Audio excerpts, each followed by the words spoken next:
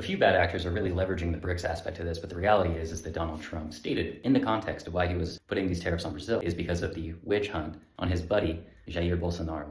And he had sent a letter over to President Lula to that effect. Jair is on trial right now because back in 2022, he tried to do the exact same insurrection-style coup attempt in Brazil as Trump did here in the United States. The difference is Brazilians held Jair accountable. Since that time, his son, Eduardo, has been rolling around the United States filling up other right-wing groups' pockets with money and lobbying in order to try to have the United States influence Brazil to stop his father's trial. Bolsonaro's initial election and his coup attempt and overall political strategy mimics Donald Trump's almost entirely. It would be frightening if they weren't so obviously connected. And we don't really have to theorize about that connection since they're best buddies now, holding hands in policy worlds filled with misinformation, inciting chaos, bad policy. On top of the fact that it's just shady as hell, it's just bad economic strategy. Why?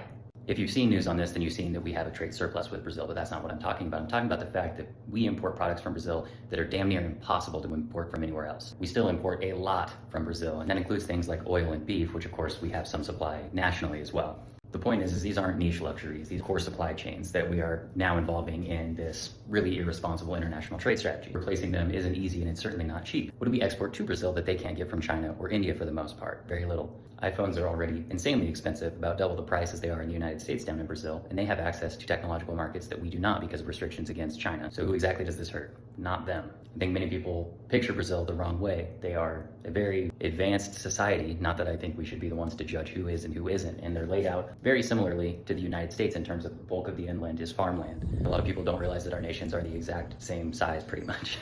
So we're tanking a positive trade relationship with a growing economic power in the world just because a corrupt leader who's actually facing proper prosecution had his son come over, fill up the pockets of our corrupt politicians and lobbyists with dollars just to try to have Trump get his daddy out of jail. It's not leadership, it's honestly kind of pathetic, and I'm confident that's probably how the rest of the world not involved in the feud between the two sees it.